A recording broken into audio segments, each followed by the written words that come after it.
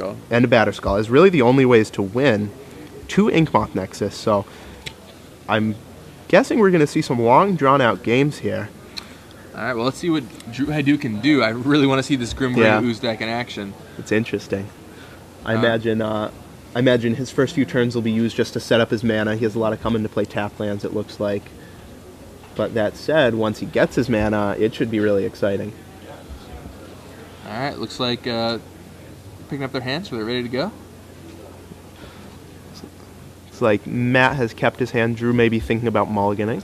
No, he had his hand on the table. Oh, I think all right, here we go. I think they just got word they can start. Looks like Matt won the roll. He'll be off. Starts with Dark Slick Shores. Okay.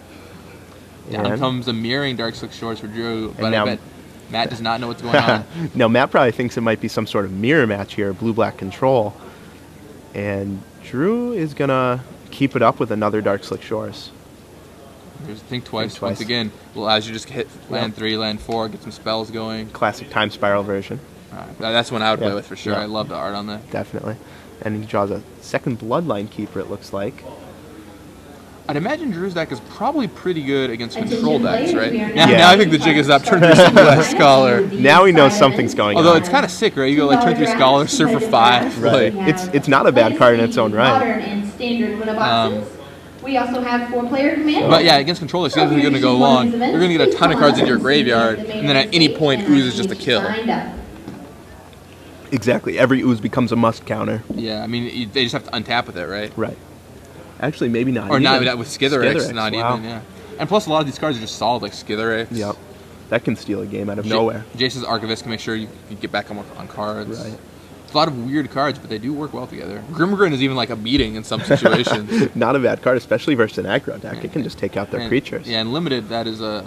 Man, if you've been playing against Grimgrin yet, it's an exciting one. Yeah. It's like one of the few cards I want to play next to like Olivia Voldaren. All right, so Drew goes for the looting with the Civilized Scholar. Yep, looks like he drew a Grimgrin. Yep, discards Grimgrin. Yeah, now the jig is definitely up. Now he knows what's going on. Transforms, and you're going to serve him for 5. Yep. And his guy, the only way that Drew can kill that for 1 is Dismember, so it looks like he takes that. Yeah. Plays Bloodline. Bloodline Keeper.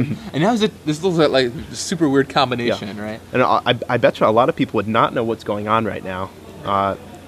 I mean, if the board is Bloodline Keeper, Civilized Scholar, with Grimgrin in your graveyard, yeah. You have to have a pretty close ear on the format to understand. Beyond Twitter, maybe. Yeah, beyond Twitter, there you go. Now, if you're Drew, do you think you attack with your 5-1 there, or do you think you just let it turn back into Civilized Scholar so you can loot more next turn? I bet you a big part of his game against a control deck is to just beat down, make Matt make the first move. So I think I would attack with it. Matt lets Drew discard a card. Yep. Jace's Archivist. Maybe actually discarding cards is a good thing for Drew's deck. Could be. Jace's Archivist seems like a nice one, but yep. I couldn't quite tell what Drew drew there. Looks like his hand is Forest, another Bloodline Keeper, and a blue card. Can't quite tell what that one is. Might be a Merfolk Looter. Yeah, I think that is Merfolk Looter right there in his hand. Old school Exodus version. Yeah, attacks for 5 again with that Civilized Scholar. Or, I guess, the transformed version. The Homicidal Brute. Oh, Snapcaster Mage trades with that. Oh. That's unfortunate for Drew. Yeah. Matt doesn't get to flash anything back, though, so that's good. Alright, there's the Bloodline Keeper number 2. So we might see an army of vampires pretty soon here, unless Matt can do something about this. Combo, yeah, because Drew's going to be able to make a 2/2 this turn. And then next turn you can make 2 2/2s, and then they can both transform. For the transform side, by the way, is 5/5. All vampires get +2/+2. And that's a big game right there. That's about an attack for 35 or so, 28, something like that. Yeah, Matt just may not have an answer for Bloodline Keepers. As exciting as that is. All right, so Ghost Quarter animates Nexus, equips to the sword, and gets in. Can't really do anything about that. No, because that pesky Pro Black. So now he's on 6 poison. And Drew will discard a Merfolk Looter, leaving himself with only a couple cards in hand. But with that Bloodline Keeper threatening, man. Yeah, he almost doesn't need cards. Okay, Batter Skull, but that's not going to do it. And it's certainly good. Although I guess that's if he can get both equipment somehow on that Nexus, that would require a lot of mana. 1, 2. Yeah, it's not going to be enough. Yeah, he needs 2 or 3 more lands. Alright, so Drew makes a lovely zombie token, or vampire token, excuse me. Untaps, Fellowship of Scholar. He could just cast Grimgrin here. He could. It's good with all the zombie tokens. I guess that's... Or all those, not zombies, all those vampire tokens. He's going to need to either kill Matt or do something real quick here, because he's at 6 poison. So he's going to need to formulate a plan that allows him to kill Matt real quick. And he settles on attacking with everyone, not leaving his Bloodline Keepers back to block or make tokens. And finishes with a Grimgrin. And ships the turn to Matt. Untaps and looks like he drew another land there.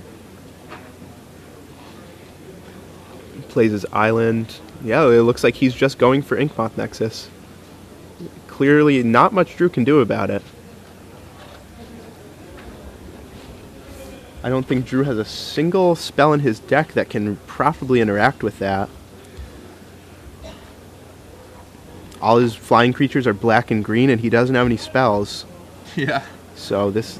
He has to go infinite, basically. He pretty much has one turn here. I don't know if he's going to be able to do it. No. It's too bad. Those Bloodline Keepers really look like they're going to get some action. Yep. The interesting thing about Matt's deck is that he only has 2 Inkmoth Nexus and 2 Sword. So that's going to be good for Drew in the next couple games. It's unlikely he'll be able to assemble his combo that early. Though he does have Midnight Haunting to put some pressure on with the Sword there. So Drew thinking, not sure what he's thinking about. Can't block. Yeah, I'm not sure. He wants to check what the other side of his card does. I mean, he can't block, right? So I don't. No, he can't block it. Maybe he's. I always hate this when I attack and I know my opponent can't block. I'm not going to tell you because like it could be relevant on a future turn in case you like make a mistake. But you're like watching them and it's like I know you can't block. Yeah, they're holding their black creature in their hand. They're debating, pushing it up and down. And eventually they're doing. You're just like you can't do that. So Matt casts Forbidden Alchemy before the untap trigger. Instantly takes one of those cards. So that's bad news for Drew. Can't be good. I think it was Dissipate. Probably a counterspell, yeah. Making sure no shenanigans occur. Yeah, and versus an opponent with no hand. Oh, he's even has to sever the bloodline for those Bloodline Keepers. Oh boy! Ironically, their bloodline is indeed severed. In an interesting twist of fate. So sever the bloodline on Bloodline Keeper. So Drew's gonna make another vampire before they go. Yeah, and he has to read it. And how ironic. Yeah. So he sacks it to Grimgrin. So not gonna get both of them, just one. Yeah. Grimgrin gets a counter, but I don't think it's gonna be enough unless he has 11 damage. Does he? He might just have it. Did Matt not attack with that Batterskull? I guess he didn't. I mean, I guess it would be get eaten by Grimgrin, but yeah, now he can just serve with Grimgrin. Let's see, 5, 6, 7, 8, 9, 10. I mean, that's lethal. Is it? He has to... Oh, he doesn't have to sack one of his vampires because Grimgrin's already untapped. Matt could block with Inkmoth Nexus, but then he loses the Nexus. Right. But he took a card really quickly with that Forbidden Alchemy. Dissipate. I think maybe he just didn't realize all the kinds of trouble he was in. Huh. Maybe he didn't realize that the Bloodline Keeper could be sacked with a Grimgrin to counter the Sever there. Sure. Oh, there's the birds. Okay. Basically to put +1/+1 on Grimgrin. Right. And then he serves. And Grimgrin's going to eat that up. If you don't know what Grimgrin does, when it attacks, it kills a creature and gets a +1/+1 counter. It's hardly fair. It's innocent blood. It's a 7/7 innocent blood. Oh, Snapcaster. Mage. There it goes. Comes down, blocks the Grimgrin. So that must be what he that must be what he took with the alchemy. That's it. Drew packs him, and he's going to get poisoned out on the next turn. Wow. Still really fun to see that in action. Didn't know Necrotic uses that game. No skin shifters, no spell skites, nothing there. But so what do you think's going on after sideboarding here for Drew? Okay, looks like Drew in his sideboard has Mental Missteps, has Fume Spitters, which is an interesting choice. Tree of Redemptions, Thrun the Last Troll. We'll definitely see that guy, of course. Yeah, Thrun's coming in. Spellskite. Do you think Spellskite's good against the Solar Flare type deck here? I mean, if Matthew's going to bring in a lot of removal spells, it seems like Spellskite might be reasonable. He already has 3 main deck. The question is if Drew really wants a 4th, which he might not. 4 is a lot of Spellskites. It is. On the flip side, you need to protect your combo. You already saw Sever the Bloodline, which is pretty good against you, because it exiles creatures. Yeah, so. I imagine the 4th Spellskite's mostly there for the aggro matches, the things where the 0-4 body's really relevant, so I don't think we'll see that. Yeah, I agree. But definitely the Thrun, maybe the 4th Bloodline Keeper. Well, I think one of the things we can look at is what Drew's going to take out. Yeah. And what do we think he's going to cut here? This seems like a tight little deck, every piece doing its job. The only things that aren't really key are Spellskites, and I think you do want a few of those in there against Matt's deck. Do you think you need all your skin shifters? Or, I mean, they can just provide a beatdown plan. They do make sure your Necrotic use tramples, but I think Skin Shifter might be a card you can cut. Yeah, I think you're probably right about that. It's a green card, too, and it seems like green is his least supported color. Interesting, because he has Birds of Paradise in his deck. So maybe we'll see Skin Shifters taken out, maybe Spellskites. Pretty hard to tell. I'm sure Drew's played with this deck a lot more than we have. Well, yeah. I know that. But, I imagine if you're playing a deck like this, normally the case is you've worked on it a lot, you understand its intricacies, and yeah, I'm sure Drew has played this plenty. Exactly. He seems to be sideboarding really fast here. He knows exactly what he's doing. He's like, Solar Flare, yeah, I played against this one for weeks. Let's look at Matthew's sideboard. Not quite as exciting as Drew's, but a lot of the classic stuff you see, Azure Mage, Negate, Flash Freeze, Day of Judgment, Dismember, Timely Reinforcements, Ratchet Bomb, and Divine Offering. Yeah, and I definitely imagine we'll see the second Day of Judgment in here. Probably not the Flash Freeze. Yeah, I think that Flash Freeze is a big trap. You saw a green, but that doesn't mean you want it. Right. And as we can see, Drew only has 7 green spells in his deck, none of which are too crucial. Probably not the Timely. The 1/1 tokens don't seem like they'll do a lot against the Grim Grin combo deck. Ratchet Bomb? That might be good against those tokens from Bloodline Keeper. But also good against Civilized Scholar when he flips. Yeah, that's true. Ratchet Bomb could be okay. It's certainly not exciting. I'd probably only bring in those Ratchet Bombs if there was something for sure I wanted to cut. Right. I don't know if there is if you're Matthew. Yeah, this is an interesting deck with a lot of one-offs. It seems like something like Doomblade is a pretty easy cut against him. All the creatures he played were black except that Bird of Paradise and the Civilized Scholar. Maybe the Batterskull. If you think that the most likely way you're going to die is to get comboed out, then the Batterskull is a pretty easy cut. Yeah, I mean, it costs a lot of mana. Right. Like, life gain isn't too relevant. Right, tapping out against a combo deck can be a little iffy, too, especially with, what's this, 8 counterspells in your deck. Yeah. So, probably the Batterskull. Does Matthew want his own Bloodline Keeper? Maybe he cuts that. Yeah, maybe, although that is probably a good way to fight the Bloodline Keepers. I mean, it seems on paper like this is pretty favored for Drew just because Matthew doesn't really have a good way to close up the game quickly, and Sword takes a long time and is actually kind of beneficial for Drew in some ways. But it's possible that Inquisitive Nexus plus Sword, like we saw last game, or just some kind of long game Sword plan will win. Yeah, I think Sword's going to carry him to victory for sure. Yeah, the Sword is super important here. And Matthew only has 2, strangely enough, in a deck with 3 Midnight Hauntings and a lot of ways to get tokens. We actually could see him bring in Fumespitter, Drew bring in Fumespitter, because he did die to the next side. And there is Snapcaster Mage, there is Midnight Haunted, which I guess he doesn't know about. The question is I really don't think he has the room to cut for Fumespitter, though. Probably not, no. Unfortunately, there's no tutor effect in his deck, so he can't just board in one say.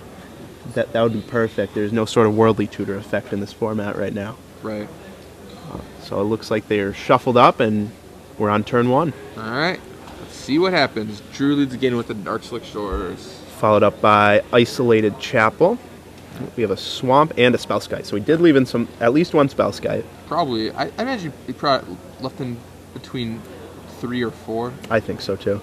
He just has to protect his combo from removal. Okay. All right, taps 3. Down comes down Civilized Scholar, so that Scholar is protected. A protected Scholar. I mean, that takes a bite out of your life total real quick. Note it will not protect from Snapcaster Mage, though. Right. That's what we saw last game. I think Drew might be regretted attacking pretty much. Yeah, he probably remembers that well from last game. Might not see an attack. And he's going to loot with the Civilized Scholar. And now we will probably see him discard spells rather than creatures if he can. Well, I mean, it'll flip over at the end of the turn. True. So. Discard Skin Shifter. He's going to flip it and untap. So he will attack. He's no fear for Drew Idoux. I mean, even if he does have a Snapcaster Mage, it's not the end of the world because he doesn't get any value out of it, doesn't get to flashback a spell. Sure.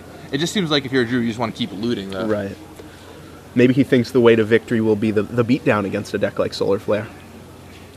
Certainly not unreasonable. I think there's a Thrun in his hand, too. His mana, of course, not cooperating very well. Mana in this current standard, it does not support 4 colors very easily. So Drew had the option between Jace's Archivist and Looter, and opted to cast a Looter. Just wants to get Thrun down, I think. Interesting, yeah. That's probably right. Once again, why I think being able to Civilized Scholar it up would be really useful here. But Matt goes for an end step Forbidden Alchemy. Looks like he sees Dismember. Dismember's the only one that we can make out right now. I see. There's at least one land, I think. Yep, hard to tell what Matt needs. We're playing it close to the chest right now with his hand. Yeah, literally and figuratively. So it looks like he ditches the land. I think ditched the Dismember too. I can't tell. Keeping his graveyard also pretty hidden, yeah. Maybe, just as he clumps it all up together. Yep. All right, 4th land for Matt Pulse. I think I see a Dismember in Matt's hand. Or, sorry, not a Dismember, a Dissipate. And there's a Day of Judgment. Interesting that he chose not to pull the trigger on that. Maybe he's playing around a possible mana leak. I guess, yeah. All right, well, so Drew serves in with his 5-1 again. There's Snapcaster again to blow him out. Yep. And Drew just has no good way to interact there. It resolves. I mean, I bet you Drew's reasoning was he didn't have it last turn, so I'm just going to keep attacking, though. That makes things awkward for him. All right, so Matt flashes back Dismember. Drew redirects it to Spellskite. Spellskite bites the dust. Snapcaster and Civilized Scholar trade off. So overall, a really profitable exchange for Matt Pulse there. Yeah, it gets rid of that Spellskite too. Yeah. Now Drew does have Necrotic Ooze in his hands. That's exciting. So he can start doing things next turn. Yeah, Civilized Scholar in the bin. Now we know Matt has that day. Yeah, and I imagine we'll see that. And the Necrotic Ooze is a really scary card from any sort of graveyard deck. Matt has the day right here, or he might just lose on the next turn with Civilized Scholar active. Though we'll see if he does. I'm surprised he hasn't just gunned the day. Slammed it down on the table here. I mean, maybe he just doesn't realize what's about to happen. Probably not. I mean, it's once again not an interaction you see every day. I'm surprised that Looter didn't do some looting on Drew's turn. Yeah, maybe he just knew it. There's the case he just knew what he was going to do no matter what happens. If his best play was Necrotic Ooze, then okay, what? so Ratchet Bomb. Does he just not understand what's about to happen to him? Really interesting. Drew's going to loot. Yeah, there's a Skithiryx, so now he has Regeneration. Okay. The one thing I was actually going to say is maybe he wanted to loot on his turn so he knew he would have Skithiryx for another turn. Makes sense. But now Matt just goes nuts, right? Yeah. Or sorry, Drew just goes nuts. Yeah. Every creature, as long as he keeps drawing creatures, he can just keep looting. Yeah, and now I think Matt is going to realize after this first discard exactly what's in store for him.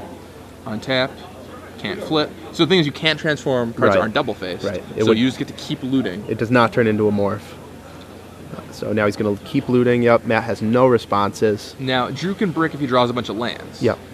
And I do see an Unburial Rites. That's one of his 2 spells in his deck. Yep, and that Unburial Rites can certainly rebuy another Necrotic Ooze even. Yep. And with that Skithiryx in the graveyard. Discards the Bloodline Keeper and just keeps going. And now he just has to find Grimmarin to go infinite. Yep. Oh, so he activates his Looter now. Discards Unburial Rites. Uses Ooze again. So I see at least 2 creatures in his hand, so he's well on his way here. There's the Grimmarin. There's the combo. That should do it. So now he's going to make a 2/2 with Bloodline Keeper. And that is... Make it infinite. Oh, we have Think Twice. A Desperation Think Twice. Looking for Dismember. And probably would have done that one a long time ago. All right. And that's the game. And Matt Pulse, I just think he didn't realize what was about to happen to him. And that's one of the big benefits about playing an off-the-wall combo deck. People misplay against you all the time. They don't know what's going on. They have no idea. And demonstrated right there, Matt Pulse wasn't sure. Didn't Day of Judgment for a couple turns. If he did on either one of those turns, it would have been a completely different game. Yeah, wow. Yeah, if Matt just pulsed there, I think Drew's actually kind of in a rough spot. I mean, Drew untaps to cast Skithiryx maybe, but Matt instead just shipped the turn, and whew, we saw the Grimgrin deck do its thing. Grimgrin him out. So I saw a mental misstep in Drew's hand before that game ended. Really? So that's an interesting sideboard choice. Now, it has exactly 0 targets against Matthew. Even when you take sideboarding into account, he has 0/1 drop. So if he boards in mental misstep, It is actually just a blank. A completely All he's dead doing is card. putting more spells in his deck to make Necrotic Idoux combo harder to get off. That's right, and he's re-sideboarding, so maybe he realizes that was a bit of a mistake. We'll see what he does on the draw here. See how he reconfigures his deck. It looks like Matt Pulse is not sideboarding. And look, he's not happy right now. He's Clearly like, not I could have just ran this board. Was like, what is the worst that could possibly happen? And I quickly found out what the worst that could possibly happen was. And he didn't get another turn. So that was it. Pretty bad spot for Matt Pulse. Brooding, pile shuffling. Well, he still has another game to make up for his, to atone for his mistake. He does, and he gets to be on the play for this one, so we'll see what happens. Maybe we'll see a little Midnight Haunting, sort of Feast and Famine action. Talk about a scary combination right there. I just want to see Jace's Archivist. I think we've seen it in Drew's hand both games. It actually seems like a sweet card. You just plop it down. We saw Drew with only 1 or 2 cards in several situations. Matt with a full grip. Blue, draw 4 cards. Seems pretty reasonable. Exactly, a repeatable effect. I mean, anytime your opponent has 4 Think Twice, 3 Forbidden Alchemy in his deck, and sort of Feast and Famine too, it's going to be a really good card for you. And you're the one playing spells, and your opponent's the one holding cards in his hand, too, right? I mean, if you've ever played against Jace's Archivist in Limited, you know just how backbreaking that card can be. It's brutal. There's no effective way to fight it. If you don't know what it does, and maybe you didn't play a lot of M12, what it does is for UU1, it's a 2/2, and it says blue tap Windfall, which means everyone discards their hand, and then you both draw cards equal to the highest number. So if you have 1 card in your hand, and Matt has 7, and you use Jace's Archivist, you draw 7 cards, and you eliminate Matt's entire hand. He draws 7 cards, of course, but anything that he sculpted for his game is just tossed away. And that's especially relevant because he'll be playing out all his lands, and the hand that he draws, it could have 5 land, 6 land, 7 land in it. And he's Forbidden Alchemy, and he can find the cards he wants, and so forth. And the person with the Jace's Archivist always has the power. They can always choose when to do it. When their hand's good, they don't have to do it, but when their hand's bad, you can always get a new hand. And it looks like for removal spells, to deal with that Archivist, Matt's going to have 1, 2, looks like 5 removal spells. Well, one of those is a tribute to hunger. Right, one's really situational. And 1 sorcery speed, Sever the Bloodline, so he doesn't have a really good answer to that card. If Drew can land that, that's not going to be good for Matt. And once again, we've seen it in Drew's hand both games. He just kind of tossed it away. Yep. Card has some legs. So we didn't really get to see what Matthew boarded in here. Maybe more Dismembers. We saw 1. Yeah, I imagine he boarded in 2 Dismember, 1 Day of Judgment. Yep. Both seem very good. I'm sure he won't make the same mistake this game with his Day of Judgment. I'm sure he's learned his lesson. Use that as soon as possible. Down comes Mirage Island for Matt, followed by Dark Slick Shores, alternate games for Drew. So another mirror match here for Game 3. Swamp for Matt Pulse. But here's a Razor Verge Thicket. And Merfolk Looter. Once again, those amazing Scars of Mirrodin Dual Lands doing their thing. This functional Underground Sea, functional Savannah this game. Well, without land types. Right. Not that that matters. Alright, so Drew plays a Looter and loots. Board state, Matt has 3 lands. Drew's about to play his 3rd land. Loots away a Spellskite. And it looks like he's about to drop down that Archivist that we talked about. Directly into counter mana, perhaps. And he pulls it back, maybe thinking better of it. Alright, but so no. It's interesting. So all 3 games, he's had the option of turn 3 Scholar or Archivist, I think. This time he went for the Archivist. The other games he went for the Scholar. Interesting. I'm not sure of the logic there. I can't see his hand. Maybe the Scholar is more valuable in this case. It seems like Archivist is more valuable to me. Like, you get to discard your whole hand, and you get to draw a bunch of cards. I mean, that seems insane. Right. Oh, he had a second Archivist there, so maybe he was trying to bait out the counter. Sure. It's also possible he didn't want to get his Scholar dissipated. Right. So, because if he gets dissipated, it's not in his graveyard, so he can't ooze it up later. Yep. Discards a Grim Grin with Looter, I think. I think that's what he's going to do. I think this match is really going to favor Drew, this matchup, because he has 12 Looter effects, a whopping 12, and if you've never played an effect like that against a control deck, it is very good. You find every spell you need. You find your best spell every turn. Conley Woods points out on Twitter that you have to board in Mental Misstep to beat Nihil Spellbomb or Surgical Extraction, which I guess makes sense, but it really sucks that you have to do that. Right. And so Matt's going to dissipate the Archivist that Drew just cast. So Drew's used both his Archivists, but drawn out 2 counter spells. Isolated Chapel for Matt, giving him his first white source. All right, so Matt has 5 lands now. Down comes Sword of Feast and Famine, and he has the Inkmoth Nexus in play, and that's what dealt Drew in the first game. Yep. And a mana leak to back him up, so Drew's going to have to do something pretty fast because he's going to be on a 4-turn clock that effectively doesn't use any mana on Matt's turn. Good old Sword of Feast and Famine. Yep. It's always a fun one. How about that guy? Alright, so are we going to see Civilized Scholar now? Drew is probably like, well, Matt probably doesn't have another counter spell, which he does. We know he does. It's pretty hard to play around the third one, especially after he plays the sword there. You sort of just have to go for it. Alright, Looter number 2. And then Civilized Scholar. I imagine he will not mana leak it. I don't think I would. I would just mana leak the business spell. Yeah, you just let him keep looting here? I think so. Because he has to get up to 7 to be able to ooze with mana leak. Exactly. Hanging up, and he's only at 5 right now. And I think he only has 2 cards in hand, so... Yeah. And yeah, looters aren't as impressive. Right. He's about to go to 1 card in hand after that sword hits him, so yeah. I think I would just let it resolve. Yeah, I think you just want to save that for the business spell, whatever's going to kill you. He's fingering that mana leak. It looks like he wants to use it.